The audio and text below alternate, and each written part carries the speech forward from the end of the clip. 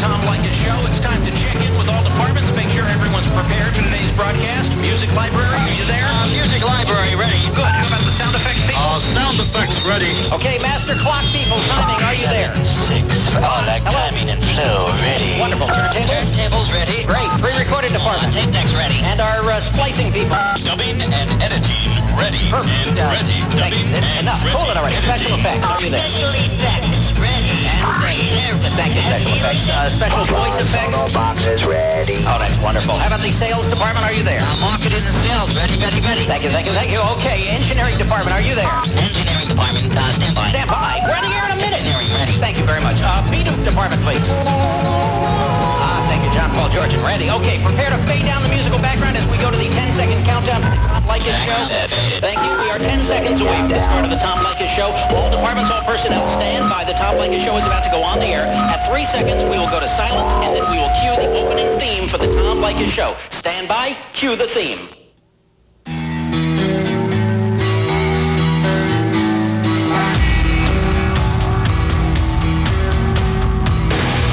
Santa Rosa, California. It's the Tom Leykis Show. Oh, God. And now, he is Tom Leykis.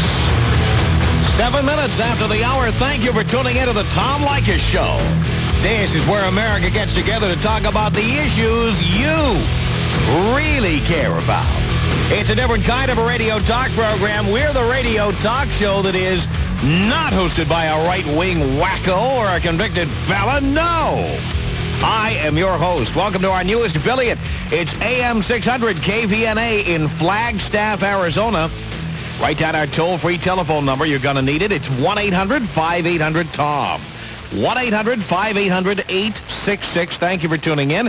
We are broadcasting from the Sonoma County Fair.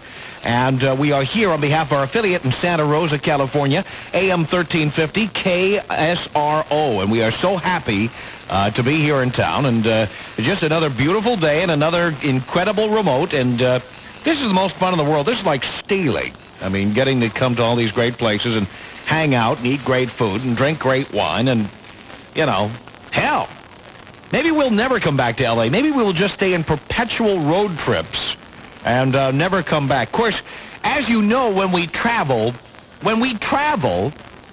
no trip is devoid of problems. I don't know why this is, but no trip is devoid of problems. And I must tell you what has gone on. This is just amazing to me. It just blows me away. Last night, we had it set up where, you know, we're coming to the airport, and we're coming to the airport separately in Los Angeles. And we are flying on something called Shuttle by United. Now, they couldn't call it the United Shuttle. No, they had to make it sound like a designer, you know, a designer outfit or something. It's Shuttle by United.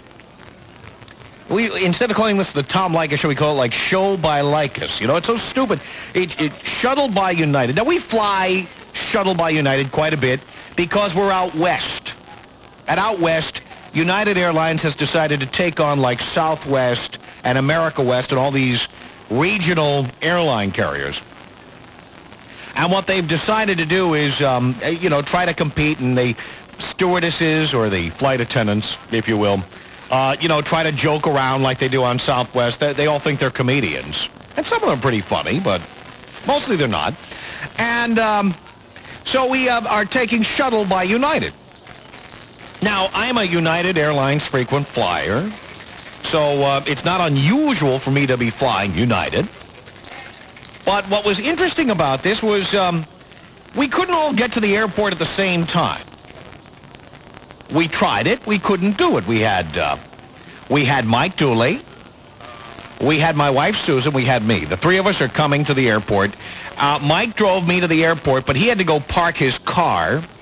So he drops me off, and the three of us are all going to arrive separately, and we've got tickets. Well, my wife had my ticket, and Mike had his ticket, and my wife arrives way after I do. So I'm sitting at the bar, having a beer, hanging out at the airport, waiting for another flight, another trip, another city, another trip. Here we go. And I'm ready to go. You know, it's a blast. getting out of town. It's like vacation, coming up to Sonoma County for the fair. How bad is this, right? So I'm sitting there at the bar. I'm watching Mad About You, and I'm drinking a beer. And my wife is not showing up at the airport. She's not there, you know. Don't see her. So I look down the hallway, and there's Mike. And Mike is going to go check in. And when he goes to check in, he runs into my wife. And they are down, way down. And, of course, anytime we fly, may I say, we're always at, like this is true. Last night we were gate 83A, which is, like, all the way, like, on the other side of the airport, okay? So there we are, way, way down there, gate 83A. Mike is down there. And when he's down there, he runs into my wife, Susan. And there they are at the counter with their plane tickets. And Mike checks in, gets his seat. He's ready to go. Mike Dooley is producing the show on the road for the first time. Eric Braverman usually does this. He's back in the studio. He is our bouncer on our program today. Anyway, Mike gets his seat. These tickets were paid for in advance. We were not going to the airport and buying tickets, you know. Tickets are paid for in advance. So then my wife steps up. She has my ticket. She has Mike's ticket. She's going to check us in. She's going to come back. She's going to meet me at the bar. We'll have a beer, okay? She gets up there, and she hands him the 2 tickets. And the guy behind the counter says, can you tell me where your husband is? And she says, he's over here at the bar having a beer. And he said, well, I can't check you in. And she said, why? And the guy said, well, I can't check you in unless I can physically see him. Now, wait a minute. I bought this ticket. I bought the ticket, okay? All you would be doing is stamping the ticket and handing my wife a boarding pass, and I would either get on the plane or I would not get on the plane. As far as I'm concerned, if I asked her to check me in and stamp the ticket, then if I miss the plane, I'm out of the money, okay? I'm out of the ticket. I don't have any way of getting up to Santa Rosa. I don't have any way of doing it, okay? He said, nope, sorry, I cannot check you in. So then she says, well, can you check me in? Nope. I can't check you in until I see the 2 of you. I have to see the 2 of you physically present. And it was explained to her that the reason is because if we don't show up, they want to use that seat. But hold on a second. I own that seat. I have a ticket. I have a reservation. It's mine. You don't have a right to resell it.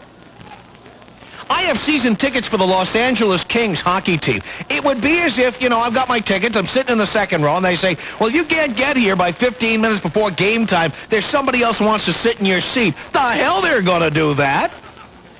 So here they're expecting me to, like, I have to show myself. Now, here's what's happening. See, I'm in the bar, and I've got, like, I didn't know they were going to serve me this. Would you like a beer? Would you like a large beer? Sure. And it's like this tanker of beer, okay? This thing is like, I could never finish this thing, right? So she comes down. She meets me at the bar. She is seething. I just spent 20 minutes arguing with that guy down there. I just spent 20 minutes arguing with him. He won't let me in. He won't let me check you in. So I went down there, and I can't believe this. I mean, I've never heard of such a thing. I don't understand it. I had to leave my beer behind to go check in and get into an argument with the supervisor. And as a result, it's like, wait a minute, you know, if my wife can't check me in, or when I'm traveling with Eric, if Eric can't check me in, and I have to be physically present for every one of these little events, it's not going to be possible to fly on this airline. It's just not going to be possible. Southwest lets other people check in. America West lets people. Alaska Airlines lets people check in. Shuttle by United, you must be physically present, even if you paid for your ticket, because even if you paid for the ticket, if you don't show up, they're going to sell your seat to somebody else. So they want to see if you're there. So it just really pissed me off, and I just had to say something about that. Anyway, but sure enough, everything else went fine. We had a great trip. Even the flight was decent, to be fair about this. I like United Airlines, frankly. I just thought this was a stupid policy. But we had a great trip up here. And we're having a blast hanging out, and we're seeing everybody. And there's all kinds of things going on. And it's wide-open telephones, which we do every Friday. You can call in and talk about any issue that's on your mind. And, of course, so many things are going on. Among them, did you see Susan Smith's husband, David Smith, on the Today Show this week? he's written a book he has to go out there and plug. And so David Smith is on the cover of People magazine this week, and he was also on the Today Show on Wednesday. And did you hear what he said on the Today Show? This was amazing. David Smith said that he had visited his murderous wife, Susan Smith, in prison while she was awaiting trial. This is true. He said on the Today Show that when he visited her in prison, she told him that if and when she gets out of prison, she wants to get back together with David and wants to have more kids. She wants to have more kids. This woman killed her 2 children, but if she can possibly find a way out before menopause, she'd like to get out there and have more kids. Who predicted that, by the way? Where did you hear that first? You heard it on this program. We told you that is her aim. She wants to replace her 2 dead children with 2 more children. And then who knows what's going to happen to them the next time she decides she wants to screw around. Unbelievable. It's just unbelievable. So we had that this week. Here's another thing that's going on. Do you know that Elizabeth Hurley, Hugh Grant's girlfriend of 8 years, is going to be appearing on 2020? Do you know about this? She's going to be on 2020 tonight, interviewed by Barbara Walters. Now, what is interesting about this interview, of course, we've seen Hugh Grant on every other TV talk show saying how lousy he feels for paying Divine Brown $60 to perform a sex act on him. He feels really badly about that. He's very sorry he did that. No, he's not. He's very sorry he got caught. That's what he's sorry about. Anyway, he's very sorry. He's very, very sorry. Very, very, very sorry about that. So finally, for the first time, we hear Elizabeth Hurley, but it's like all these other news magazine interviews on TV that they show. The last 2 days on the news, we have heard every juicy tidbit. We have heard every juicy comment from Elizabeth Hurley. We've heard the whole thing. We already know what she's going to say. She doesn't feel like getting married. Doesn't feel like getting married right now. She's never been less inclined to be married. It hit her like a ton of bricks. We've heard every quote. They release all this stuff to the media. What is the point of tuning in tonight to watch the interview? I mean, if you watch the news the last 2 days, you've seen it. But nonetheless, Elizabeth Hurley tonight with Barbara Walters on 2020. Friday is when we have wide open telephones. Wide open telephones means anything goes, anything at all. You can call us and talk about any issue we have discussed on the show this week so far. You can call us and talk about an issue that you think we should have gotten into, but we didn't.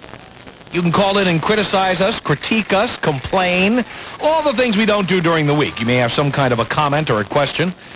We're happy to hear about that. Happy to hear you call in and tell us what you think about the program. That's fine. Even if it's negative, we don't care. That's okay. By the way, we are here at the Sonoma County Fairgrounds, and you can come out and see the program live if you're in the area. And we invite you to stop down and do that. We will be present at the fair till 7 Pacific time tonight, and we would love to see you in person. If you're not...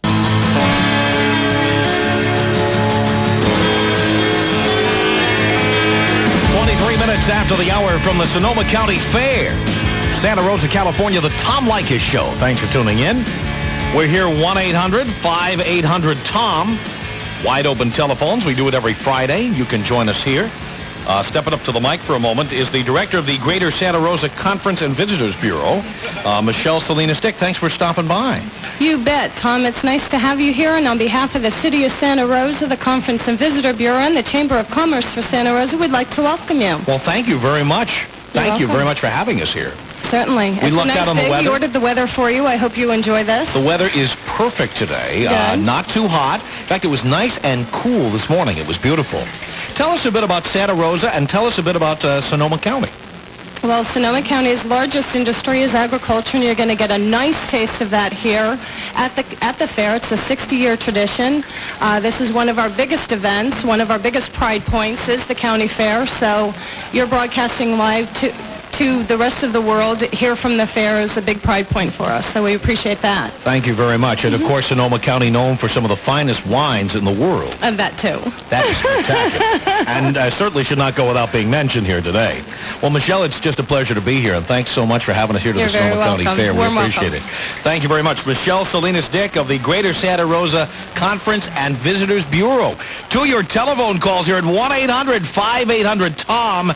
Let us start this hour with Jan in Seattle. Jan, you're on the Tom Leykis Show. Hello. Hey, hi, Tom. How you doing? Okay. I have a comment about your show yesterday. There was a guy that called that was married, had HIV, became HIV positive. Yeah, we did an hour. We did an hour for people who didn't hear it. We did an hour where we asked people who are HIV positive to call in and tell us if they lie to their partners and say they're not HIV positive.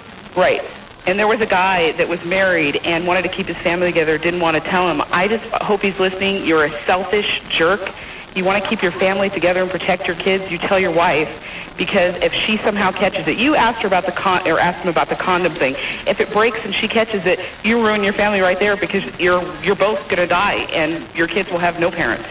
And I just think that's an awful thing to do to someone. You can kill them.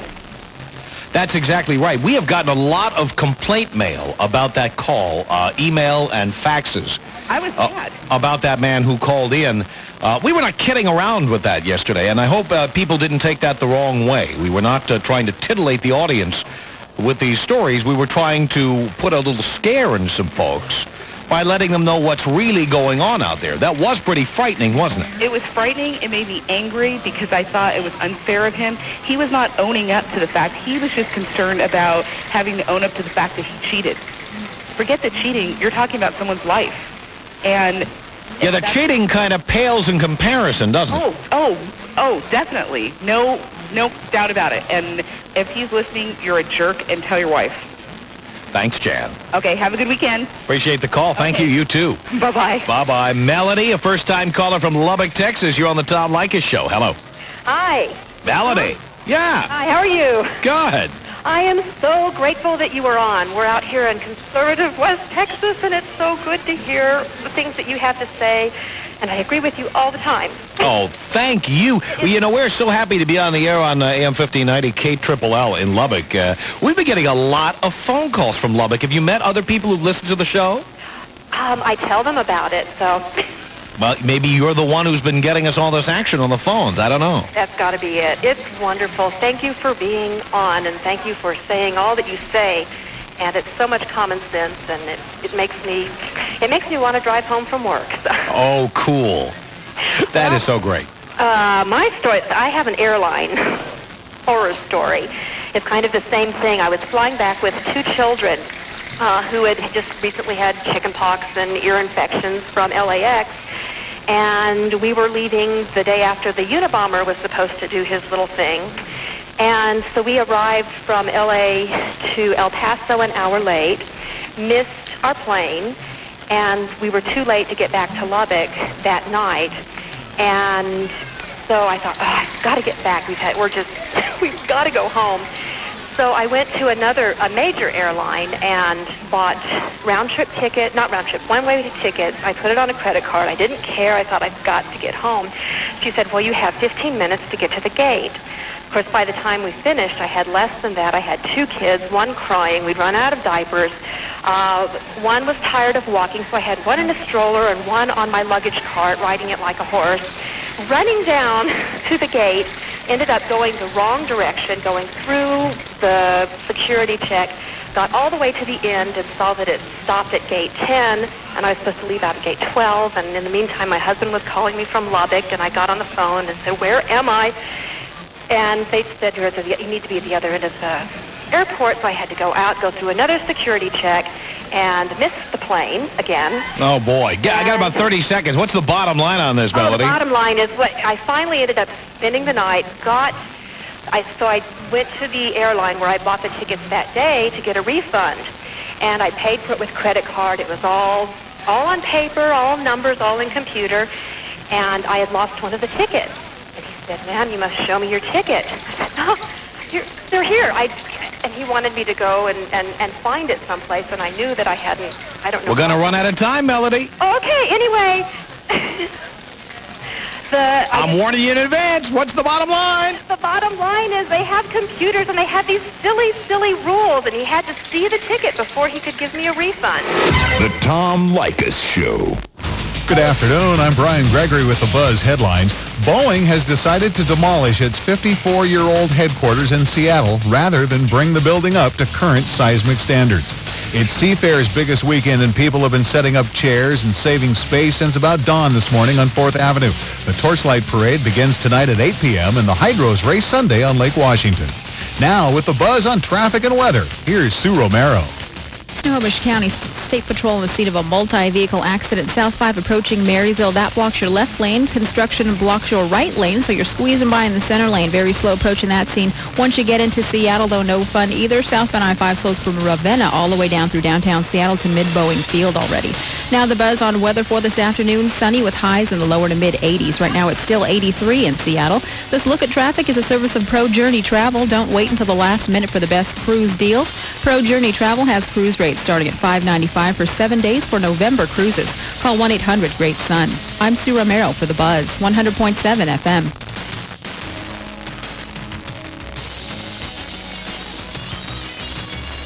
With the uncertainty of today's interest rates, many would-be homebuyers have adopted a wait-and-see attitude. Your Coldwell Banker agent, on the other hand, thinks it's time to wake up to the possibilities. Buying a home can be more... Many times, Senator Feinstein also supports the bill that would provide for a flag-burning amendment. Yeah, I know. I'm opposed to that as well. You know, my congressman, the indicted Walter Tucker, who I voted against, oh, boy. also supports the flag-burning bill. And, well, you know, since I voted for him the last time, I certainly won't be voting for him this time. No, I'm not going to be voting for anybody who supports the flag-burning amendment. Absolutely not. I didn't even burn, I have a flag, and I didn't even burn it during the LA riots. And, you know, being a young black man, I think I might have had cause to do so. But I still support the right of people to burn said flags on, you know, on the steps of the federal building or, you know, or the Capitol to legally protest. Well, as I have said so many times on this program, and I'll say it again here to you, Tony, we have seen very few flags burned. Have you seen a lot of American flags being burned? Is that commonly happening? No, not even during the riots. No, not even during the riots. I was in L.A. during the riots. I didn't see America. I saw a lot of buildings burning, but not a lot of American flags, if any. I decided to save my flag for holidays when I'd want to actually fly it rather than burn it right then and there. Right. But what you're going to see is once they make a law against burning a flag, more flags are going to burn than ever. So are people really worried about flag burning, or are they worried about making some stupid political statement the year before a presidential election? Well, yeah, but some of the statements that are coming out of the Congress are stupid like that, and some of them are dangerous, like Exxon, the Democrat Exxon's bill to censor the Internet, and some are just plain avaricious, like, you know, the Republicans move to, like I said, increase media monopolies in this country. I understand where you're coming from, but again, I don't have that fear regarding media mergers. They predicted all this stuff in the 80s. I don't see it happening. I see more ways to express your opinion in 1995 than I've ever seen in my life. There's more talk radio stations. There's more computer bulletin boards. There's the Internet. I mean, there's so many opinions being expressed, people don't take the time to read all the opinions and look at them. And you've got more networks on TV than you've ever had before. And you've got more news. You've got cable news network. You've got headline news. You've got 4 major TV networks, 4 major broadcast networks. Plus, you've got all of these cable networks. I just don't see this concentration. I see the big broadcast networks with declining audience shares. And more people are turning to other channels and looking at other stuff and listening to talk radio. I mean, you name it, there's so many ways to express opinion. So I don't see this big problem that people are predicting, but who knows? Maybe I'm wrong. Thanks for the call, Tony. 1-800-5800-TOM is our telephone number. We're in Santa Rosa, California for the Sonoma County Fair. If you're in the area, stop by the fairgrounds. We're here on behalf of our affiliate, AM 1350 KSRO. In Santa Rosa, California. 1-800-5800-866. Wide open telephones on this Friday. Stay right there. This is the Tom Leykis Show. Hi, I'm Bob Vila in the newly carpeted home of the Howells, Bob and Ann. Looks terrific. Tell me about it. It was easy, Bob. We went to Sears. Oh, yeah, we found just the right carpet for our home. We love it. Very nice. You know, if you're thinking about carpeting your home, get to Sears. Through Saturday, all carpet is on sale. Save $2 to $17 a square yard. Sale excludes buyer's best buys. You know, Bob, now our home really feels comfortable. All carpet on sale right now at Sears, bringing America's best to your home. I have a name for everything. I call my coffee cup Sam, my pancakes, they're Al and Fred. And the lamppost over there, that's Harold. Oh, look at that. What should I call that? A Streetcar Named Desire. The steamy drama starring Marlon Brando. Saturday, 5 p.m. Eastern on AMC Saturday Classics. The stars you love, the movies you can't get enough of. AMC Saturday Classics on cable TV. Put on something comfortable this weekend. I'd like you to... That's right. Exactly. I just wanted your comments on that. What do you think? What do you think it's like having lunatics like that out there? Well, the guy who did it is a nut. For people who didn't hear this story, and it got some play. There was this sportscaster in Canada named Brian Smith who he's on television, and he was coming out of the TV station after finishing his sportscast on the news, and he got out to the parking lot, and there was some nut waiting out there with a gun who blew his brains out. He just shot him in the head. And it took him a while, but he finally died. And this guy said that his motive was that he was angry at the media, and he just went after the first person he saw. That's right, yeah. And clearly the guy's a nut. Well, I mean, Brian Smith is anything from a controversial figure. I mean, he has some sports comments that are a little off-center, but I mean, compared to someone like yourself, I mean, the guy's nothing. So I was wondering, does this frighten you a little bit that these people are out there? You know, I think about it. I see those stories, but no, you can't live your life in a bubble. You can't live your life like that. I mean, when you consider how many people are on the air, there aren't that many of those incidents around, and you could get hit by a bus crossing the street. So you just can't worry about that stuff. Well, I work for the media in Canada, and we just kind of all sucked our breath in when we heard the story. Kind of took a closer look at what we do around here. So well, and the other thing is you don't really have incidents in Canada like that as often as we have them in the United States. That's true. No. So it must be really shocking in Canada, I have to imagine. Especially the place where it happened is our capital called Ottawa, and compared to major American cities, it's a sleepy town. It's the crime rate is very low. We've had about 70 murders in about 2 years. That's a couple weeks in New York City. And yeah, it's a very sleepy town as far as crime is concerned. It's the home of Paul Anka. It is, yes. Yes. I see Paul Anka at hockey all the time. Oh, I see. Okay. Well, I just wanted to say I love your show. I've been tuning you in for a little while, kind of a crossing of satellite channels at my radio station. You listen to us on a satellite dish? Well, I don't know. I'd have to do my little evening show by myself, I guess. Oh, you work at a radio station and you're picking us up on the satellite? That's right. That's cool. Well, thank you, Michael. You call us anytime. Thanks for the call, Tom. Appreciate it. All right. Take care. Bye-bye. Canada. 1-800-5800-TOM is our telephone number. Wide open telephones. We're at the Sonoma County Fair, and we will continue. You're listening to the Tom Leykis Show. Like a mild diaper rash. It's probably irritating. Then Juliana Quisling of Chippewa Falls, Wisconsin, discovered Baby Gold Bond medicated powder. The Baby Gold Bond, it helps clear it up and helps prevent it because it has the zinc oxide in it. Baby Gold Bond relieves baby's red, irritated skin and helps prevent diaper rash with medication ordinary baby powders don't have. Baby Gold Bond. I use it more like a preventative now because her diaper rash is gone. Baby Gold Bond medicated powder at drugstores and supermarkets everywhere. Use only as directed.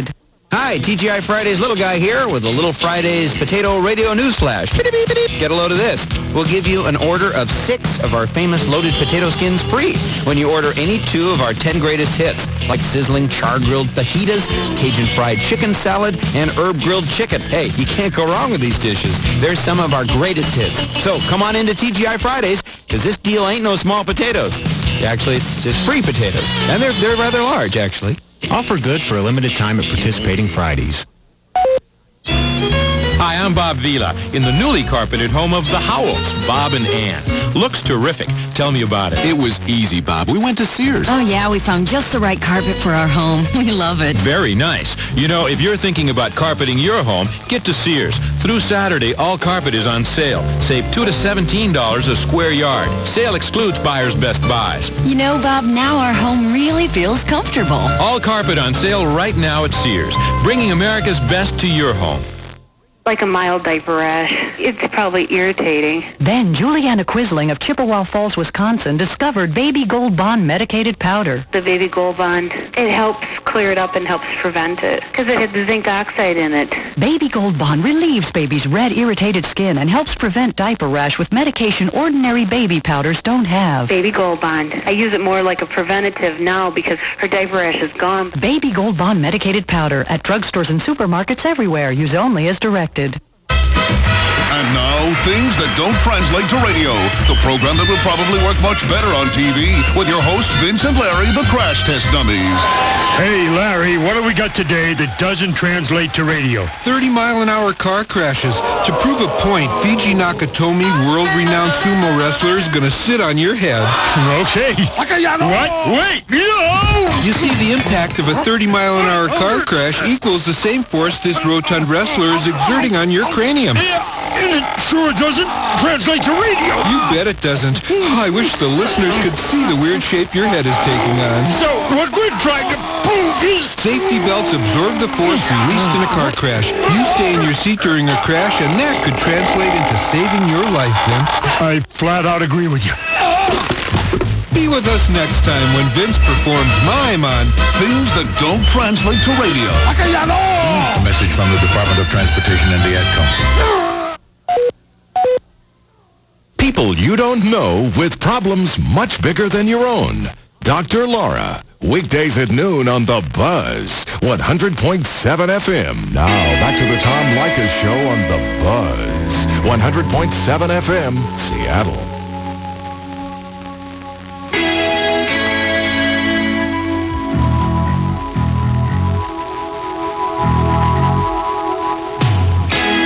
Minutes before the hour from the Sonoma County Fair in Santa Rosa, California. The Tom Leykis Show. Thanks for tuning in. Here is Leanne, a first-time caller from Vancouver, British Columbia. Boy, Canada is checking in. What the hell's going on here? Hello. Hi. Hello, Tom. Hi, how are you? Excellent. And you? I'm great. Good. Listen, I have a comment to make about how you're constantly telling people where you live and you're describing the park next to you and you just gave away your seat number at the hockey game. Don't you ever get anybody coming up to you and saying stuff or throwing things at you or hugging you or what? Well, they don't hug me and they don't throw things at me. Mostly when I meet people in public, they just want to talk to me. And I don't have a problem talking to people. I enjoy it. Oh, cool. Well, it's obvious. I've been listening to you for quite a while now. It's a perfect sunny day outside, and I'm inside listening to you. I have another comment to make about Canada when you said Paul Anka is from here. Yes. And I just wanted to say that it's kind of like saying Anne Marie's from here as well. I mean, sure they are, but they've been here like a long time ago. There's a lot of good bands that have come out. And I'm wondering why you wouldn't say something like the Tragically Hip has come out of here. Oh, I wasn't referring to Canada. I was specifically referring to Ottawa. Oh, were you? Oh, yeah. Oh, okay. Well, then can you give me someone from Vancouver besides Brian Adams? Can I give you someone from Vancouver besides Cam Neely? Oh, Cam, well, you're talking hockey now. I'm always talking hockey. hockey. I mean, I'm not pandering to Canada. I'm a hockey fanatic. I am. I know you are. Okay, well, I was just curious to see if anybody was, if you had any problems or anybody was being weird. I haven't had any problems, no. Good. No, I have not. Now, do you know anybody else in Vancouver? We have Vancouver, Washington, which is closer to Portland. We have people listening down there. But how about Vancouver, BC? A lot of people listening up there. Do you know anybody? You know, I'm doing my best. I'm trying to get people educated that this show is actually on. And this is the only station I listen to on the radio now is The Buzz. Cool. And I'm addicted to talk radio. And 3 to 7 o'clock, well, I can't always listen to the end, but from 3 o'clock, I'm there for the intro of your show always for at least an hour. Now, what is talk radio like in Canada? Well, I can't really remember much about what used to be on. I don't listen much what's on now, but it's kind of, they play Well, it's more Canadian politics, and it's kind of stuff that I'm really not interested in. Boring. You know? It's boring. It's boring. I've been to Canada. I've heard it. It's boring. Yeah, but there's some good shows that are out.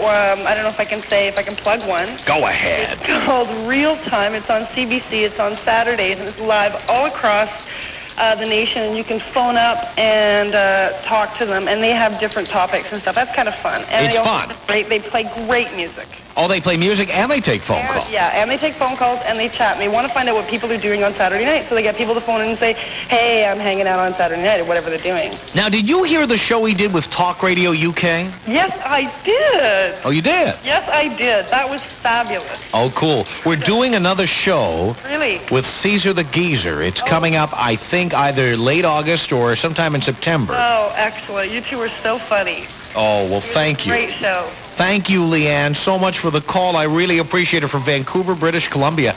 Joining us now from the studio in Los Angeles, reporter Steve Futterman, who covers the O.J. Simpson trial for our show. Hello, Steve. Hi, Tom. As you know, I love Canada. You love Canada, and you'd like to be in Sonoma County with us here, right? Oh, absolutely. Mm-hmm. I see. I've heard that program, Real Time. You have? Yep. They have a page on the internet. Boy, you know more about it than I ever wanted to know. You know what I'm saying? Very good program. What happened at the trial today? Well, you know, Tom, there's a big controversy going on. Really? It's called Cakegate. You know, Watergate, Cakegate. It's about Judge Ito getting a birthday cake earlier this week. As you know, it was his birthday on Wednesday, and apparently Katie Couric from the Today Show sent Judge Ito a cake. Is that a bribe? Well, I don't know. The problem is, as you know, the local NBC-owned station here in Los Angeles has its reporter, Tracy Savage, under some scrutiny by Judge Ito, and people wondered whether that was proper for another NBC employee to be sending Judge Ito a cake.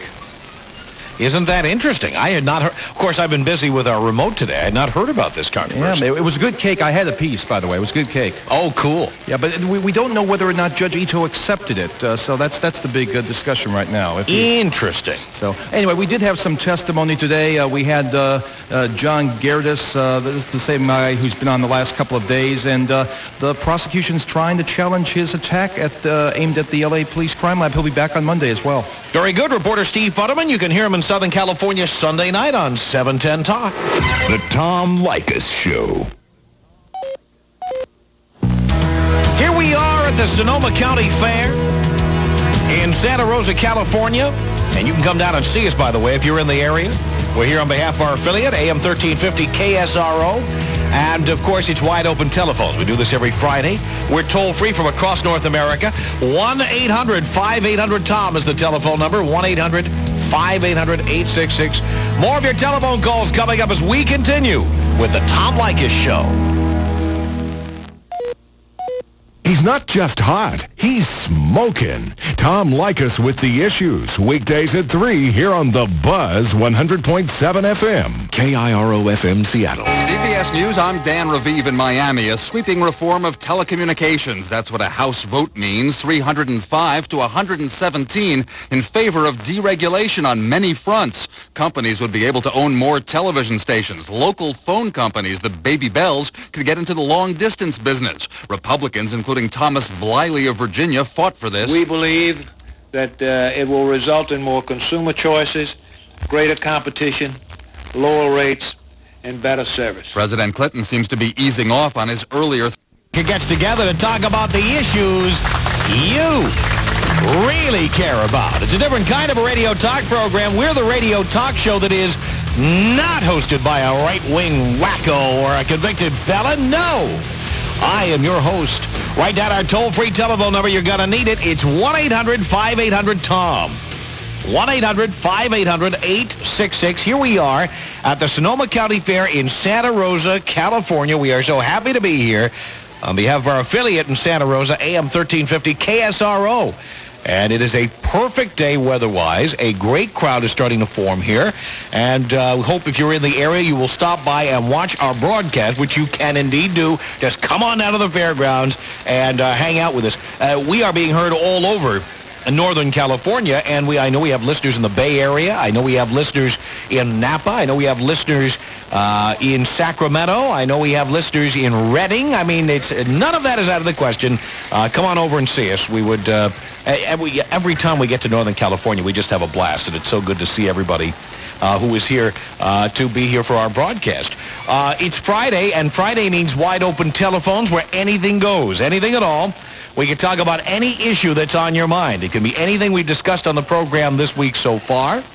It can be any issue you think we should have discussed on the program, but we didn't. Maybe there's a personal question, a comment, a critique, a complaint. You can do it all right here on this Friday program. Keep in mind there's one proviso for wide open telephones, and that proviso is that you must be fascinating. And if you're not, we have a bouncer back in the studio. Now, it's not Mike Dooley today. Maybe I shouldn't be letting you know this. It's not Mike. Mike is here producing the show in Santa Rosa. We have it's kind of a role reversal. We have Mike here producing the show, and we've got Eric Braverman, who is usually here with me on these remote broadcasts. Eric is back in Los Angeles screening calls and acting as our bouncer. But never mind. Believe me, Eric has been warned that if you do not meet up with our stringent standards, if you cannot hold an entire nation spellbound, we will not let you on. And you say to me, Tom, how can that be open phones? I thought you said you have open phones. I do. I have open phones, but we want to put callers on who meet the same requirements as our guests. They've got to be interesting, and you've got to be able to get to the point. And I'm doing that for your benefit, for God's sake. So if you can't meet up with the stringent requirements, pop over to Cold Brew, sit back, enjoy the show, okay? Unless you're driving, then wait till you get home, okay? But if you think you can meet up with our stringent requirements, dial this toll-free telephone number right now. It's 1-800-5800-TOM. 1-800-5800-866. Let's go to your telephone calls. Mark, a first-time caller from Glens Falls, New York. You're on the Tom Leykis Show. Hello. Hey, good evening. I want to thank you very much for taking the call. I'm here to help. I'm one of those, you could call me one of those right-wing wackos. Well, not everybody who's a right-winger is a wacko. You must understand. I'm pretty much to the right, I imagine. I have a couple of questions. I watch your show for quite a while. I like it sometimes. Other times I turn it off because some of the topics are, or your comments are extremely to the left. I don't like it. My question is, the Democrats have not been doing too well the last couple of 6-7 months, and they've done some poor judgment, if you want to call it. They on the school lunch program, they actually lied about what the Republicans wanted, and they also are lying now about what the Republicans want for Medicare. And I'd like your opinion on what you think they're doing and where do you think they're coming from. Well, I don't think that any political party owns the franchise on lying. Oh, that's for sure. If you're going to try to tell me the Republican Party is pure as the driven snow and as honest as the day is long... So it only bothers you when Democrats... I don't consider that lying, but all right, let's say it's a lie. You're only bothered when Democrats lie? No, sir. No, okay. I'm not. So then why are you picking on Democrats? Well, because I think so... I mean, why does it... I'll give you an example. Why doesn't your call go like this? Doesn't it bother you when politicians lie? See, and then I'd agree with you. Well, that's why... Why are you picking on Democrats? You really are, as you say you are. I think you're more Republican, believe it or not, than liberal because you make more sense than any other so-called liberal I've ever listened to in my life. Well, let me say something else. I listen to you. I'm not a liberal or a conservative, really. Although I tend to be more liberal than conservative. I'm definitely not a Republican or a Democrat. I think for myself. I don't let Rush Limbaugh read the paper and do my thinking for me. I don't let Jesse Jackson do my thinking for me. I don't let anybody do their thinking. Oh, I didn't say you did. No, the point. No, I know you didn't say. I'm just pointing out to you. Right, exactly. I'm independent. So what do you think about what the Democrats said about the school lunch program? I mean, they were caught literally with their shorts down. I mean, really with their shorts down on this. Well, what's your comment on that? I don't believe in picking on any one particular statement like that. First of all, I don't believe the Democrats were lying about the school lunch program. They weren't? No, I don't believe they were. I believe that a listener to Rush Limbaugh would repeat what Rush said on the air, as you are, and I know that's where you got it from. No, that's not where I got it from. Oh, please, come on, Mark. Sir. I listen to Rush maybe 3 or 4 times a month. I'm not a Rush maniac. He's more of a showman, I think, than anything else. He's a crazy person. I don't really listen to him 100%. I listen to what the actual politicians said, and I listened to what the bill that went through. I read some of the part of the bill that went through on what the Republicans wanted and what the Democrats wanted and what President Clinton wanted. President Clinton wanted a 3.5% increase. The Democrats wanted a 5.1% increase. The Republicans wanted a 4.5% increase. They wanted to get rid of the federal agency and take the money that would go to the federal agency and in turn put it in with the rest of the monies and distribute it to the states accordingly. So that the states could then take the money and spend it on things other than school lunch. No, to spend it on school lunch. If they so chose. I don't think so. Oh, yeah. Check it. Well, I did. I read... and at no time did I see that the states were going to be required to spend that money on lunch. Oh, yes, it was.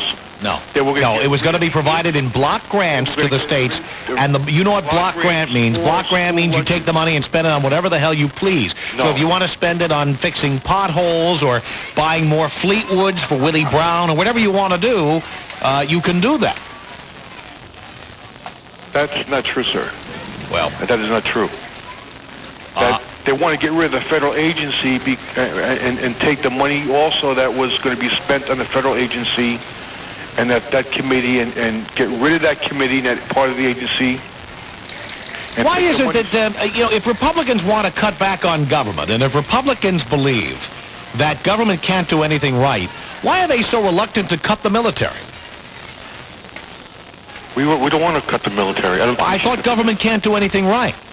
Why don't we just leave it to private industry to defend the country? You made a pretty good statement. The perfectly honest with you, the only thing that this government has actually done correct, in my opinion, there could be other things, but in the majority, what they've done correct is the military. How so? Well, you mean like this is the organization that gave us the Vietnam War, the Korean War? Oh, that's right. What's his name? Made it look good for Clinton when they sort of forgave him, right? Yeah, that's right. It has nothing to do with Clinton. Nothing to do with Clinton. I'm not talking about Clinton. This is not a Clinton praising or bashing session. Who's the guy that just wrote the book? Robert McNamara, the former Secretary of Defense under John F. Kennedy. I think what he said, I don't think is true. I don't think they gave us an opportunity to win the war. If they wanted us to win the war, we could have won it. I believe we were held back. By whom? I don't know. I was in the military. The American people did not want to fight that war.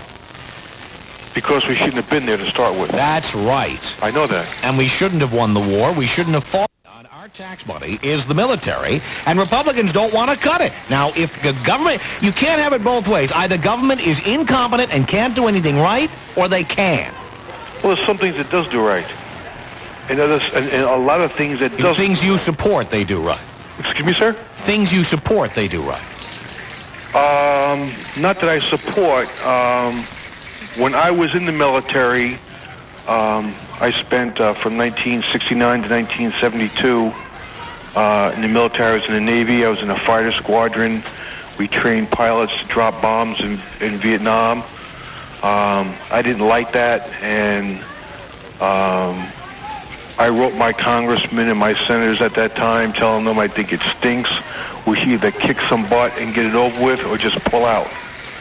I was not for the war, but what I did do was I'm an American citizen. I love my country, and I have an obligation to my country to serve in the military. And while I was in the military, even though I didn't like what I was doing, I gave it 100% and then some, because it was my obligation And I Well, felt that's how you see it. It's an honor. It was an honor for me to be in the military. I understand that, and you have a right to feel that way. It is not everybody's obligation. Frankly, I believe Bill Clinton was right. Bill Clinton was a war protester. The fault I see in him for that is that he won't own up to it, and he won't be proud of his history. He wrote letters saying that he loathed the military. I'm sorry? And he wrote letters to his representatives saying that he loathed. I'm talking about his protesting of the Vietnam War. He was right. The Vietnam War was wrong. And if everybody stood up like Bill Clinton and said, I'm not going. You don't run away from your country. I'll tell you what, if you try to draft me into a war that I think is wrong, I'm not going. I don't care. Then don't go. I won't. And you won't. And I think anyone who says no to an immoral war, I think they are moral people. I won't call you an American. I won't respect you. Why not? You wouldn't respect me for standing up for my principles and saying that a war is immoral? No, I didn't like the war, but it was my time to go, and I had an Well, who decided that? Excuse me? Who decided that? The government. You're an American citizen. So let's say the new president is Adolf Hitler, and he wants you to go out and do something you think is totally immoral. You'd go out and do it? See, we're off on a tangent that I didn't want to get into. Because well, I know you didn't want to get into it, but now that we're in it... Over the air, you can't discuss this over the air like this because... All right, well, hang on a second, Mark. Instead of you and I going at it here, I have Les, a first-time caller from Fort Wayne, Indiana. He's calling from a car phone. He wants to talk to you directly. Les? Sure. Go ahead. Hi, Tom. Hi. How you doing there, Tom? Well, whatever Les, I'm sorry. I think Mark's a little off base there. Tell him why. Well, I mean, we finally have a president from our generation that's in the White House that's willing to stand up. He stood up in the 19... Oh, he doesn't understand us. He didn't inhale. Excuse me, please. Oh, excuse me. Grow up, Mark. No, I think you should grow up. 1990. When you drive your car with a car phone, I think you just pay attention and get off the phone. Mark, I'm telling you, I've been a lifelong Democrat all my life. I was raised by a Democrat family, a liberal family that believes in taking care of our fellow man. And what we were doing in the 1960s in Vietnam has nothing to do with what's going on in the world today. I had two cousins drafted into that war, came home in plastic bags. I was drafted into that war, and you're wrong. What am I wrong about? Bill Clinton was right. The people who opposed that war. My father fought in World War II. He's a loser. Huh? Bill Clinton is a loser. Bill Clinton has I have more respect. Bill Clinton has more guts. I have no respect of the people. None. Yeah, I suppose you stand for Dan Quayle, who took all the outs and everything. And yes, but right now they're calling Dan Quayle was correct. Didn't serve any more time. All you Democrats, you all trash Dan Quayle, but now even the Washington Post, which is the most liberal rag in the world, Dan Quayle and Dan Quayle was right. I don't want to hear nothing about Dan Quayle because you don't have an inkling of an idea what you're talking about. Oh, isn't Dan Quayle from Indiana, Les? Yes, he was, from my district. So you know a little bit about him then? Yes, I do. Uh-huh. And he's not half the man Bill Clinton is. Yeah, old trouser trout himself there, huh? Yeah, right. Dan Quayle, President Clinton, and this is the first time I ever called him President Clinton. The only reason why I'm doing that is because it's a liberal show. He is our president. Well, I don't really consider him mine. I don't trust him. I think he's a snake in the grass. And why is that? He's a waffle. If you want to see what his policy is, if you don't like his policy, wait a couple of days and he'll change it to your liking. And listen to Rush Limbaugh, and you'll have some more information to talk about. As a Republican. All right, Les and Mark, I wish we had more time for this, but we don't. But I thank you both for the calls. As if you can't tell, this is wide open telephones. Anything goes here. 1-800-5800-TOM. I think if they were in the same room, they'd be strangling each other right now. Who knows? 21 minutes after the hour, we're at the Sonoma County Fair in Santa Rosa, California. My name is Tom Leykis.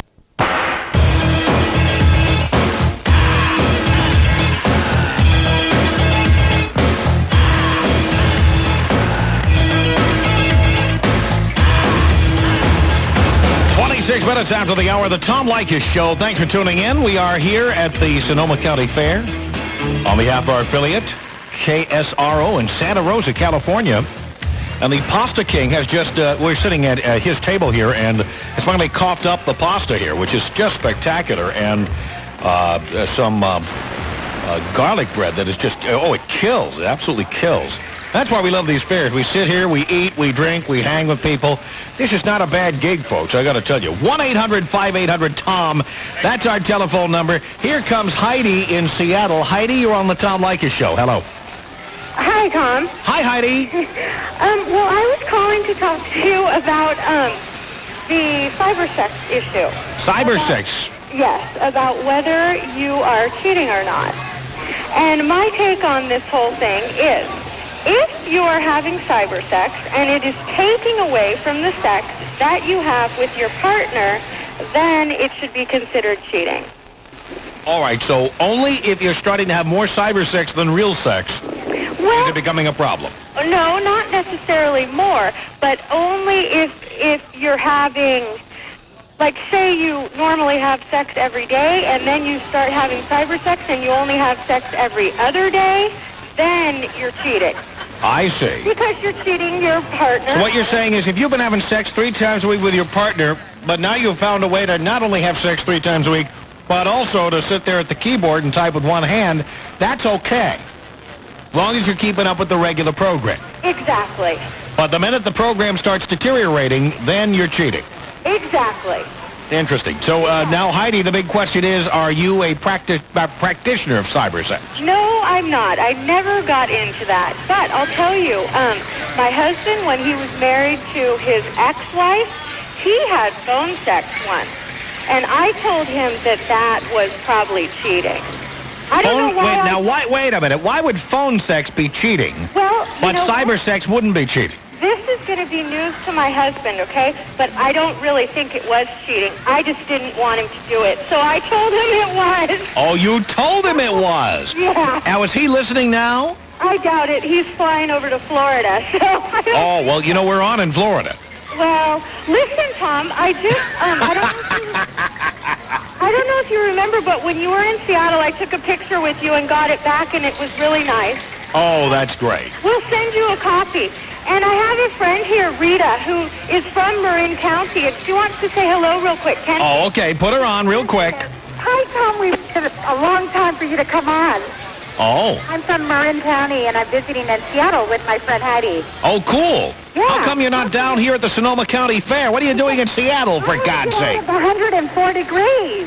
And see, and the weather here is beautiful. It's perfect today. It's not 104 degrees. Can I say hi to a couple of people in case they're listening? Real quick. Okay, hi, Troy and Vince and Dennis.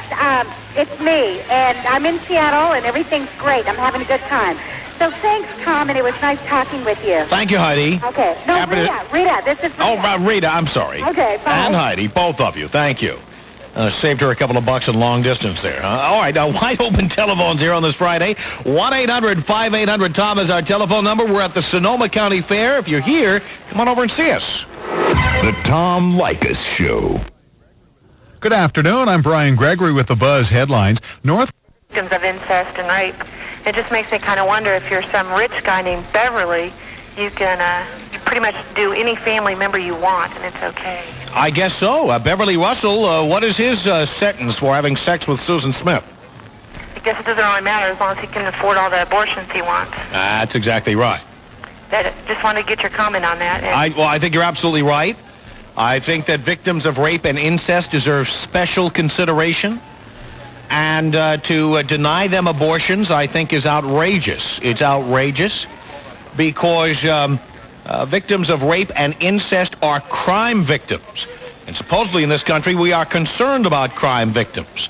I guess not. And forcing someone who is a victim of rape or incest to give birth to the child created by these crimes is, I think, further punishment. It is a further crime. It is a crime of this society. And I think it's outrageous. And I'm glad you brought it up. Anything else? I had to. What's that? Sorry, I had to. So if I'm talking to this guy on an airplane, does that make me a member of the Mile High Club now or not? No, only him. Only him. I don't know. I'll have to check the membership qualifications for the Mile High Club. Okay. Thanks, Gary. Thanks. Take care. Bye-bye. Linda in Van Nuys, California. You're on the Tom Leykis Show. Hello. Hello, Tom. Hi, Linda. Hi, I'm just calling to tell you that this is Breastfeeding Awareness Week. It's been the first week in August has been declared Breastfeeding Awareness Week in California by the state legislator. Oh, really? The legislation, also by the mayor's, L.A. mayor's office and by the governor's office of California. Uh-huh. He's at Wilson's office, but he's not there, so he didn't know. Yeah, that's right. He had no idea that was going on. I'm just joking. I'm sure he did because he always likes to talk, good. If it doesn't affect anything, it's fine. If they can say, oh, yes, breastfeeding is great as long as... Well, he'll be in favor of breastfeeding this week. He'll be against it next week. He'll be against it when he's in a debate with Bob Dole, and Bob Dole's going to go, well, Pete Wilson, you're in favor of women breastfeeding in public, huh? What kind of a liberal are you? You're not a Republican. Then he'll say, oh, no, I was never in favor of that. That's how Pete Wilson works. Yeah, I know. But I just wanted to let people know because the media hasn't been talking about it at all, even though we've been calling them. Yeah. Telling them, because no one makes money on breastfeeding. Well, I think, I'm serious about this, and I'm not saying this facetiously. I really mean it. If you really, really, really want to get some attention, you need to get upwards of 200 breastfeeding mothers to breastfeed their children in public at one location. Oh, but we're having a walk. It's kind of like, You're going to be breastfeeding? Are you going to be breastfeeding on the walk? Well, if the babies want to eat, we're going to feed them. Great. I mean, as much as you can, you should try to time it, do it as close together as possible, and call the media and don't tell them it's Breastfeeding Awareness Week. Tell them that 200 or more women are going to be breastfeeding their children in public to make the public aware. They will come to cover that. Well, we already told them. We told them about... And they won't cover it? Well, we don't know. We have to wait and see because they won't tell us whether they're coming. They just say thank you. Because we have Viragosa's going to be there and, the assemblyman. And now, this is happening where? This is in Griffith Park at Crystal Springs, near Griffith Park? That's my neighborhood. Right. I live there. I know. We're sorry you couldn't come. But obviously, since you're out of town. I'm sorry I'm going to miss that. Yes, it was going to be a blast. But anyway, there's going to be a lot of speakers and... we're hoping the press will come. It's right there at 11 o'clock on Saturday, which is tomorrow. Well, I think the media should show up for that event, and certainly... They might. I certainly, since they're always looking for a little titillation in the newscast, I certainly think they'd come cover that. Well, we're hoping for it, because we certainly notified them, because we're worried about a lot of women, only breastfeed for a few months, if that. Absolutely. All right. Great point, Linda. I hope they show up tomorrow at 11. Thank you. Thank you. Bye-bye. Bryce, first-time caller from Canton, Michigan. You're on the Tom Leykis Show, Bryce. Hello. Good evening, Tom. Thank you for being refreshing. I'd rather listen to somebody I disagree with frequently than someone I agree with who's a pompous ass. Ooh, thank you for that. I wanted to make a comment in sort of a rebuttal to a statement that you made to our friend from Glens Falls, New York earlier about if the government or if the Republicans think the government does such a lousy job at being involved in things, why do they keep spending money on the military? And I kind of believe that one of the few things our government should be doing is having a military. There's various things the government was created on a national basis to do for us, and one of those things is to keep us safe from foreign interests, and that's something that they're supposed to do. I'll tell you what, though. I mean, if private industry is so good at what they do, why not leave it up to private industry?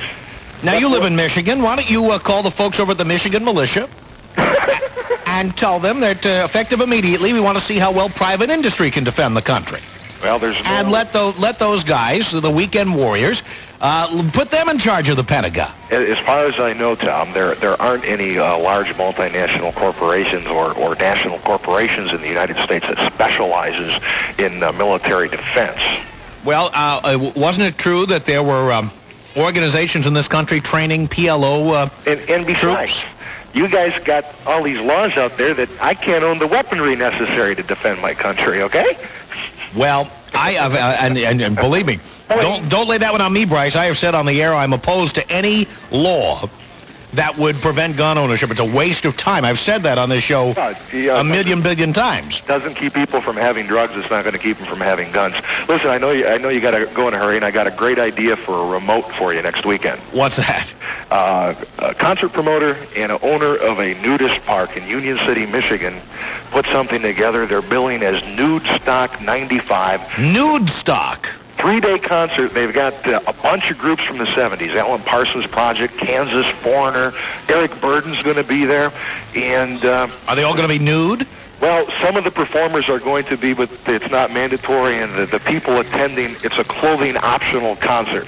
And they're calling it Nude Stock. And I figured instead of having a tour T-shirt, we'd get some tour sunblock and make a killing. Bryce, thank you. Have a good night. Appreciate the call. Bye-bye. 1-800-5800-TOM. We're at the Sonoma County Fair in Santa Rosa, California. Come on down and see us if you're in the area, and we have people stopping by all day. Meantime, if you're not here, call us. Is our telephone number. Here is, let's try Bob in Yakima, Washington. You're on the Tom Leykis Show. Hello. Hello, Tom. Hi, Bob. Hey, listen, I know you love infomercials. I love infomercials. Like I do. I watch them all the time. Have you seen the one for the Put the Love Back in Your Marriage tape? Who is the washed-up celebrity that's fronting that one? No, it's the author, and your screener told me that her name is Barbara DeAngelis. Oh, Barbara DeAngelis. We know Barbara. Well, let me tell you something I found out about Barbara. I read an article about her. She, remember, for those folks that don't know, she hawks a program, a videotape called Put the Love Back in Your Marriage. Right. This woman has been divorced 3 times. No, 4 times. 4 times? She's on number 5 now? Yes. And, I mean, would you buy this? I mean, this is the guy who, this is like, do brain surgery at home. Well, you are putting me on the spot because I know Barbara, and I love Barbara very much, but how can she justify pumping this thing when she can't keep her own marriage together? Well, here is her argument. I'll just give it to you. Okay, I'll take it. She has been through the mill. She has had a variety of experiences, and based on her experience, she feels now she knows enough that she can tell other people what kind of mistakes they might make and how to avoid them. Okay, well, let me tell you this. She based the information in that tape on a book she wrote before her most recent divorce. So what happened? Which book was that? I don't know. I read an article in Parade where they talked about a little bit about a bio on her and the things she's done. But interesting. She may be a real nice person, but I'm just going to have, as a consumer, I'm going to be extremely skeptical about the validity of this based on her history. Well, I'll give you my opinion about infomercials.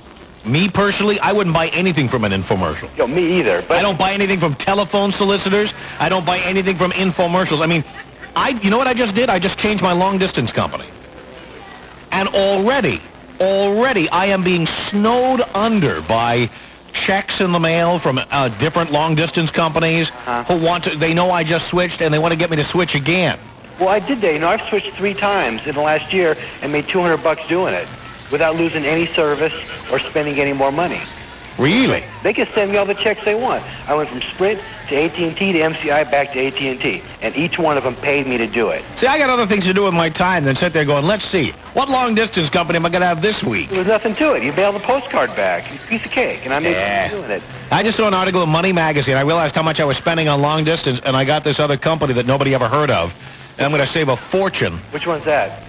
I'm not going to give it out on the air. I'm not going to give them a free plug. Let them buy ad time on the program, for God's sake. Okay, let me make one more comment about the guy. Just put it this way. Money Magazine this month has an incredible article about long distance. I'll check it out. You can save a fortune. Let me make a comment about this guy that called about the nude stock thing. Yes. Excuse me, Eric Burden is pushing 60. If you tell people he's going to be performing naked, no one is going to come. And those fat, bloated sacks in Foreigner, you tell me you want to see those guys naked? Thank you for the call. Ronaldo, a first-time caller from Denver. You're on the Tom Leykis Show. Hello. Hi, Tom. Glad to get through finally. Hi, thank you. I called to make a comment about the 50th anniversary of the bombing of Hiroshima. And I guess basically what I wanted to tell you is my opinion and get yours, and then make some other comments about it real briefly. Yes. I feel perhaps there may have been better options at that time. Everybody talks about maybe... what do you think we should have done instead of bombing Hiroshima and Nagasaki? Well, the common thing everyone says, maybe they should have blown it up somewhere where the world could have seen it and say, hey, we need to stop this war.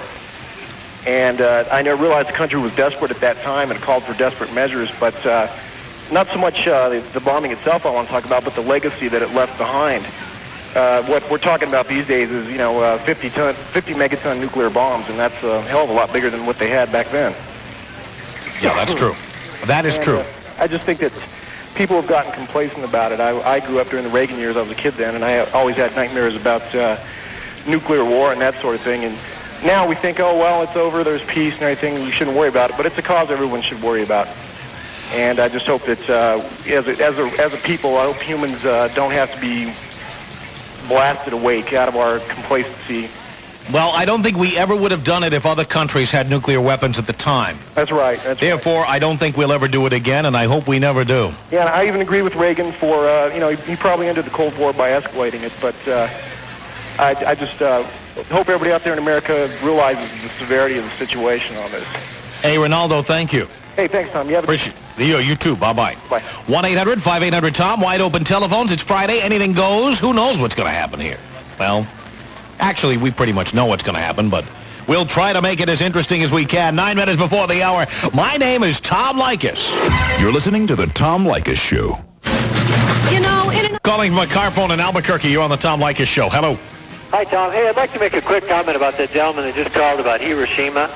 The problem I have is with most people in America know little about world or any kind of history. The worst bombing attack in history occurred on March 9th when we bombed Tokyo and killed almost 100,000 people with conventional bombs and basically napalm. They didn't give up. So, in August, we just did something that wasn't as bad with one bomb. They still didn't give up. What are you supposed to do? Strategically, if you want to end the war, do you use 250 bombers or one? It's not a hard decision. The problem I have is that most Americans know very little about history. They don't even know that exists. The bombing of Tokyo, what was that? Now, that's true. I mean, it's inconceivable that Truman would send 250 bombers to bomb Tokyo again when it didn't work, when he could do the same or actually less damage with one bomber. Yeah, well, again, you have to look at Hiroshima and Nagasaki in the context of history. That's right. That would not happen today. Well, that's right. And, the thing is, if we hadn't dropped that bomb, it is very likely, since there was no experience with the bomb, it's possible. With no experience in the bomb, it would have been used in Korea. And it would have been a lot more damaging when the Soviets or the Chinese were dropping bombs on us and we're dropping bombs on them. People know how devastating it is. They don't want to touch it because of that. But, the fact is that, the worst bombing in history did not occur at Hiroshima or Nagasaki. Very interesting point, Frank. Thank you. Miles in Seattle, you're on the Tom Leykis Show. Hello. How you doing, Tom? Good. Calling to beat up on an old dead horse. You're going to beat an old dead horse here. Beaten? It's a state, this is a county fair, for God's sake. You don't beat up on wildlife and livestock at a county fair. You just don't do it. Apologize to all your animal owners in the audience. Okay. About 4 or 5 months ago, you had a show where you're talking about a man that took his wife to court for having an abortion without his knowledge. Yes. I was really shocked and kind of disappointed, actually, the stand that you took on that, because I disagree totally. You How so? Said that. Pardon me? How so? Well, I think your basic statement was that it was none of the man's business what the woman did with her body. Yes, that was my statement then, and it would be my statement today. Yeah, I was afraid of that, but I disagree totally. Number one, if you reverse the circumstances and say the woman's going to have the child, the man doesn't want it, you and I both know that she can take him to court and make him pay child support for, until the kid is 18. You have the option of not having sex with that woman. You also have the option of having a vasectomy. This is all after the fact. It's not the point. All the responsibility. After the fact is irrelevant. That a consequence of sex can be pregnancy. If you are concerned about that, if you want to have children, get married to somebody and make that your agreement between the two of you. Well, that's all well and good, but apparently that wasn't the case in these people's cases. If I recall that case correctly, that woman did not want to stay with that man anyway.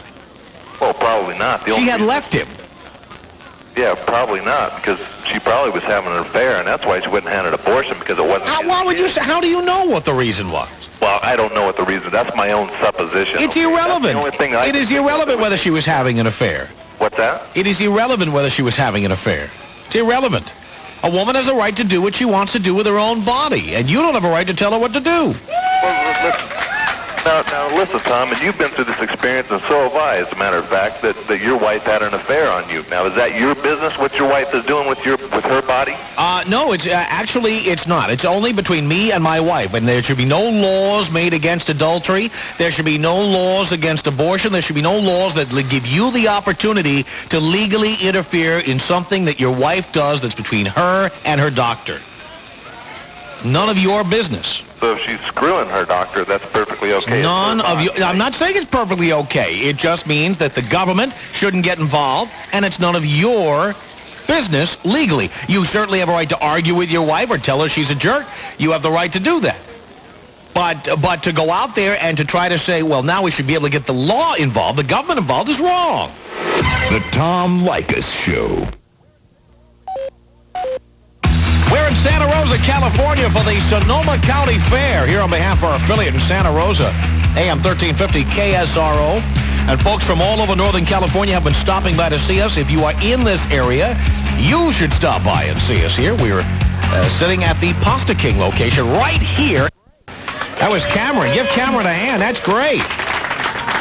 Is there something else you wanted to say? No. Nope, that's it. Okay. That was Cameron. And for those of you just tuning into our program, here we are. We're at the Sonoma County Fair in Santa Rosa, California, on our continuing road trip to tell the entire country about our program. Say hello to America. Let everybody know you're out there. Look at this crowd we have here. It's great. And we are here. Look at this. We are here on behalf of our affiliate in Santa Rosa, KSRO. It's AM 1350. And we are here with wide open telephones on this Friday. We have perfect weather. This is the biggest scam in the world. We go to these things like the Bite of Seattle and the Sonoma County Fair, and we go to Cal Expo for the California State Fair and stuff like that. We eat great food. We're in Sonoma County. We drink incredible wine. We just have a blast on the road here. And we get to meet all the people who listen to the program. We will be coming to your town soon, but it's so much fun to be here, and I'm so glad you're listening in. Here we are with wide open telephones. We do this every Friday. It's your opportunity to call in and talk about any issue that's on your mind. Any issue at all. Anything we've discussed on the show this week so far. Maybe there's an issue you'd like us to talk about, but we haven't gotten into it yet. Maybe you think there's a big media conspiracy and there's something that you think we're not talking about because someone's got a gun to our head. Fine. Maybe you just want to call up and complain, compliment us, critique us, ask a personal question. It's all fair game. All you have to do is dial this toll-free telephone number from across North America. It's 1-800-5800-TOM. 1-800-5800-866. Anything goes. And let's see what happens here. We will go here to, Danny, a first-time caller from Philadelphia. You're on the Tom Leykis Show, Danny. Hello. Tommy, how are you? All right, Danny. Tom, if I was a talk show host, I would want to be like you, man, because you are the best. Oh, thank you. Now, Tom, I got a beef to pick. I want to talk about this California shield law. Yes. Now, first of all, Tom, see this California shield law, they can stick it where the sun don't shine, and since we're on the radio, that's someone's behind. Now, Tommy, don't you think as the public we deserve to know the truth, the whole truth, nothing but the truth? I mean, I go to bed every night and pray that I wake up and I'm Judge Ito, because if that was me a few days ago, I would have walked down to Tracy Savage and Joe Bosco, put my hands around their neck, and say, who are these people? Who are your sources? I can't take it, Tom. I love this. We had Danny. You're one of those tough guys from Philly that I've known over the years. Look at this guy. Well, Tom, how many times you hear people get on talk radio and say, well, my sources said this? What do you mean, whose sources? Phenomenal. Whose sources are these? Yeah, but wait a minute. If we don't give people the right to get news from sources and keep them confidential, you won't get any news. For example, You think you would have had the Watergate story if Deep Throat hadn't come out and told about what happened at Watergate? Okay, Tom, but you're talking about somebody stepping down for office. He's going to live nice in his house. You're talking about a guy named O.J. Simpson. His life is in the line here. His freedom is in jeopardy here. Come on, what are you talking about? Yeah, but wait a minute. Tracy Savage's story didn't have anything to do with whether O.J. Simpson lives or dies, or goes to prison or doesn't go to prison. But the defense? It was just lousy reporting, that's all. Aren't we trying to get down to the truth here? I mean, I'm dying to see Judge Ito put the Boston and Savage. But you're only entitled to know so much. I mean, let's say a man goes. I mean, you live in Philly. You got a lot of Catholic churches in Philly. Let's say a man commits murder, and he goes to the confessional and he confesses to his priest that he committed a murder. Should that priest be forced to tell the law authorities what went on in the sanctity of that confessional? Oh, this is a whole different ballgame, Tom. No, it isn't, because there are certain privileged pieces of information. Doctor-patient privilege, that's always existed. Lawyer-client privilege has existed. Clergy, penitent privilege has existed. Well, how about this, Tom? As the public, don't you want to know the facts of, we pay money to pick up these papers and articles. Most of the time we're reading BS. Look at all the tabloids. We're reading BS. Let's for one time, let the journalists make a stand and say, okay, my sources are reliable. It's so-and-so who told me. Well, certainly that is the reporter's option to do that, but I don't believe that the law ought to be able to tell journalists that, that they have to give up the information about who gave them the information, because nobody would come forth to journalists. There'd be no whistleblowers anymore. There'd be no Deep Throat anymore. There's an awful lot of stories that have been revealed to the public. The Pentagon Papers, a lot of this stuff happened because of sources that would dry up if you didn't have a shield law. I knew when I called you'd give me an educated answer. Now, can I talk about one other thing? Sure, Danny. About a month ago, now I'm going to pick a bone with you here. A month ago, you talked about lending your cousin some money, and because of the miscommunication there, you're no longer in touch with each other, and who felt. Yeah, I didn't lend him money. I mailed him some money. Well, I didn't expect him to pay it back. I just sent it to him. Well, here's my stand on that, Tom. I've been mailing money a long time in my life, and I got to say, in defense of your cousin, if you're mailing money, Tom, if I'm mailing money at night or whatever, and I'm mailing it, I ain't sleeping right until I know it's getting there. So I'm making the first call and saying, hey, did you get the 300? Did you get the 400? I always do it, Tom, because I don't want no thief out there who should have never got away with that anyway. I understand all of that. Okay. Well, put it this way, Danny. Don't lend no money out no more, Tom, because you can't, it seems like... I wasn't lending it out. It was a gift. Well, that's what I'm saying, but still, wouldn't you felt easy? Wouldn't you slept nice at night if you would have called and said, hey, did you get the 400? No, because the way I looked at it was this. I said, I'm sending it. I'm going to put it in the envelope today. I'm going to mail it. That's not my problem anymore. Well, does it bother you now? It's a gift. Does it bother you now to know that somebody got over on you where if you would have called and they say, no, we didn't get it, boom. It was only, in the scheme of things, it's 7 years ago. It's $450. It's no big deal. What bothers me more is that my cousin would call me a deadbeat to the rest of my family when I'm not looking, based on not receiving that check in the mail, like the U.S. mail is so dependable. Yeah. Well, she can look in the mirror now and know you're not a deadbeat. You're a hell of a guy to do the favor. Now, Tom, one other thing before I go. What is it, Danny? How can we get you in Philly? Call WWDB and tell them you want to hear the show. I got a hanger hanging out my house on some Buffalo station. Danny, you call WWDB. I'll send you a cheesesteak.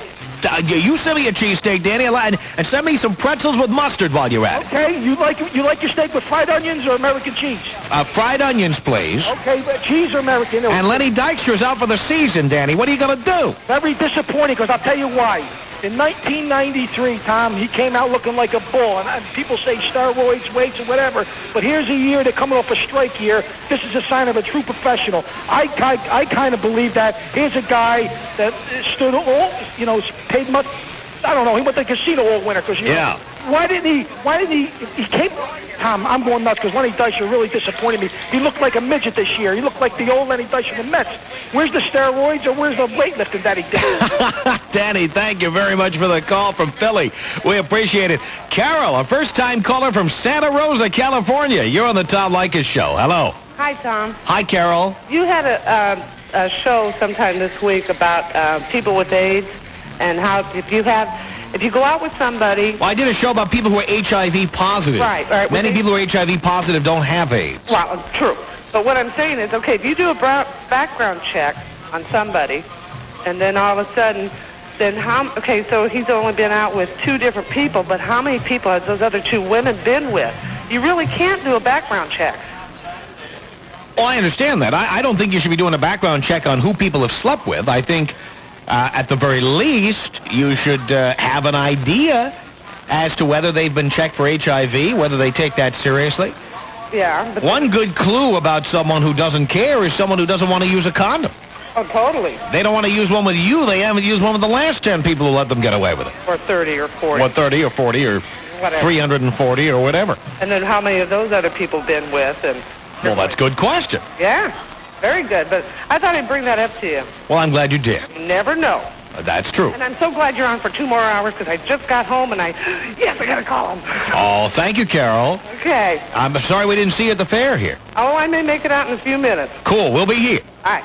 Okay. Bye-bye. Bye-bye. 1-800-5800-TOM is our telephone number. We're coming to you from Santa Rosa, California at the Sonoma County Fair on behalf of our affiliate in Santa Rosa, AM 1350 KSRO.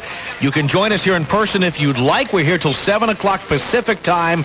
Other than that, you can certainly call us. Wide open telephones at 1-800-5800-TOM. 17 minutes after the hour. My name is Tom Leykis, and we will be too. And I'm so glad you're back on the air again. Thank you. Listen to you down in L.A. Oh, cool. So what I wanted to talk about was the man who called you earlier and was talking about Clinton being a waffler, and I am so sick of hearing that term. I don't think I've never heard you address it on your show, but to me what that says about Bill Clinton is that he's willing to take new information in and change his mind. Oh, I don't believe that. And I voted for Bill Clinton, so Really? you know where I'm coming from. I don't believe that. I believe he is a waffler. I don't. Ask the gay men and lesbians who are hoping to be openly gay in the military, who voted for Bill Clinton because they said that it was going to be okay to be gay in the military. It's the first thing he gave in on. What new information did he get after he was elected to sell those people out? Well, you're right on that one. And there's others. He's done this before. And he'll do it again. I mean, I voted for Bill Clinton. And I don't know what will happen in 1996. I'll probably end up voting for him again. But I got to be honest about Bill Clinton. That's true. Okay, are you going to tell me, though, that in this day and age with all the information that's coming out that we shouldn't stop and think about... That's not what he's doing. The information he gets is polls. That's what he gets. He finds out that the voters are going to crucify him if he expresses a certain particular opinion, and then he decides to change his mind because he's afraid of the effect of expressing a controversial opinion. He should stand up for what he believes in. The Tom Leykis Show. Good afternoon. I'm Brian Gregory with the Buzz headlines. Tyson Seafood says the Port of Seattle doesn't have enough space to moor its entire fleet. Caller from Maui on the Tom Leykis Show. Hello. Hi, Tom. How are you? Good. I really like your show. I've been listening for a long time. Thank you. I've got a couple of things. The favorite part of the program, I think, is the gal on the intro tape who exclaims, "Oh, no!" Oh, God. Oh, God. I love Yes. it. I just love it. Oh, thank you. And I love your long, drawn-out stories like the UPS letter and what happened on its way never to getting to you or whatever. Oh, yes. Now, those are great. Your impassioned stories. Do more of those, Tom. Well, we just did one today about my airline situation. I had a problem with the airlines. Well, maybe I get that hour later because this is the first hour of the program that comes onto our... Oh, okay. Some stations run our show out of order. Yeah. So what will happen is sometimes, you'll still hear the show, but you'll just hear, because they want to get as much of it live as they can. So sometimes they'll run an earlier hour on tape later on. Oh, God. There you go. Tom, I've been following the O.J. trial maybe a little bit more closely than some because I'm a physician. Yes. And I'm going to try to make this simple talk so that the folks out there can understand. But this is the week that supposedly the defense has finally done something to supposedly debunk the theory that O.J. was guilty because of this cesspool of contamination. I'm sure you've been following it in the lab at the LAPD. Yes, I've been following O.J. actually. But this is a whole bunch of hokum. I'm going to make this very easy so folks can follow this. Supposedly, the odds against the blood being any but O.J.'s that was found on the DNA discovery examination was something in the realm of 1 in hundreds of millions to 1 in billions, if you remember. And the curious thing is, here's this guy, he comes along, he's a great academic scientist, and his credentials may be good, but that doesn't have anything to do with anything, because let's just look at this logically. So they contaminated the blood. Does that make it that because they contaminated it, that all of a sudden it's going to contaminate into a blood that has the same DNA as OJ? You follow? Yeah, I follow what you're saying. It's an absurd argument, and I don't understand why any of well, I do understand. I think the legal analysts just don't have a perspective on laboratory information to be able to make the comment that I'm making. It's preposterous. This does not create a shadow of a doubt. It says that the LAPD crime lab might have been very far afield in how they carried out their procedures, but it doesn't have anything to do, Tom, in taking away the likelihood that that blood was OJ's. Yeah, I see what you're saying, but of course there have been so many witnesses in this trial, especially defense witnesses, who have made these preposterous statements or misstatements. And I think Marcia Clark and Chris Darden have done a very good job of poking holes. I think they've done brilliantly, and it's pretty evident to me, and I've been pretty neutral, just following it I think it's a great civics lesson for the whole country to follow, and I know sometimes it gets lost on people, but I think it's pretty obvious to me that he's guilty, but I guess he'll walk away. It seems absurd to me. Yeah, I see where you're coming from. Jeff, great call. Thank you. Tom, you're a blast of frothy ideas. Thank you for the call. Take care. Bye-bye now. Steve in Santa Barbara, you're on the Tom Leykis Show. Hello. Hey, Tom. Hi. What did I ever do to you, man? Oh, I've been on hold for almost 2 hours. Oh, the phones are just blazing here. What can I do for you, Steve? Oh, I love it when people imitate you. Let's talk a little bit about the Decency and Communication Act. Yeah, let's talk about it. Okay. God, it really bothers me the attitude that some people have about this act, because my feeling is very simple. If the kid next door to my house came over to my house and used my computer to download some dirty pictures or get on a nasty chat line, and his parents found out about it, I could be held responsible, be charged with delinquency of a minor, but yet the same type of responsibility is not applied in the home. And that really, bothers me. Why aren't the parents held to the same standard as anybody out in the community would be? That's a very good point. Frankly, I think that parents should be responsible for their children, period. I mean, they got to realize a computer is similar to a liquor cabinet or a gun cabinet. You have to take the responsibilities to deny access to those who shouldn't have it. And absolutely, or monitor access. And if you can't be around, you put a password on your computer and you don't let the kids in until you are there to supervise what's going on. That's it. If you don't like it, hey, them's the breaks. That's the cost of doing business. You want to have kids, that's part of the responsibility. It is not everybody else's responsibility to raise your kids for you. Absolutely. I mean, why don't they make it a criminal offense if parents allow their children? I mean, you go to a liquor store and buy a Hustler magazine as a teenager or underage, kid, they hold the store responsible because they were last in control of the access to that material. They don't hold Hustler magazine responsible. They hold the liquor store owner responsible. And why isn't that the same in the home? The parents should be held criminally responsible if they allow their children access to material that they shouldn't have. Well, I don't know how far I would go with that. I certainly think what I would do is I would just say, we're not going to make any laws telling people what they can and can't put on the internet. We're not going to make any laws like that. Well, if you don't like the idea that your kids are going to get a hold of that stuff, then protect them from having it happen. Absolutely. Rage on, Tom. Rage on. Thanks, Steve. Bye-bye. Great call. Take care. 1-800-5800-TOM is our telephone number. 19 minutes before the hour. My name is Tom Leykis. This is the Tom Leykis Show. Like a mild diaper rash. It's probably irritating. Then Juliana Quisling of Chippewa Falls, Wisconsin, discovered Baby Gold Bond medicated powder. The Baby Gold Bond, it helps clear it up and helps prevent it because it has the zinc oxide in it. Baby Gold Bond relieves baby's red, irritated skin and helps prevent diaper rash with medication ordinary baby powders don't have. Baby Gold Bond. I use it more like a preventative now because her diaper rash is gone. Baby Gold Bond medicated powder at drugstores and supermarkets everywhere. Use only as directed. Sears and Michelin revolutionized driving in 1965 when they introduced radial tires to America. And to celebrate this 30th anniversary, Sears is having their biggest Michelin sale ever. Michelin's for passenger cars, sports cars, light trucks, and sport utility vehicles are all 5 to 20% off, including Sears exclusive Michelin road handlers at their lowest prices of the year. You won't find this kind of deal at any tire store. Only at Sears through August 19th. Get the Michelins you need at the price you want at Sears Auto Center today. Professional golfer Nancy Lopez for State Farm. If you ask me what I'd use to stop a home intruder, I think I'd probably go with a 9-iron. But my State Farm agent, he suggests installing an alarm system or leaving the light on while I'm out. Having deadbolt locks on all doors decreases the chance of a burglary even more. Your house is more than a financial investment. It's an emotional investment, too. And State Farm wants you to protect that investment in every way you can. State Farm. We're concerned about your home safety and you. Hi, TGI Fridays Little Guy here with a Little Fridays Potato Radio News Flash. Get a load of this. We'll give you an order of 6 of our famous loaded potato skins free when you order any 2 of our 10 greatest hits, like sizzling char-grilled fajitas, Cajun fried chicken salad, and herb-grilled chicken. Hey, you can't go wrong with these dishes. They're some of our greatest hits. So come on into TGI Fridays, because this deal ain't no small potatoes. Actually, it's free potatoes, and they're rather large, actually.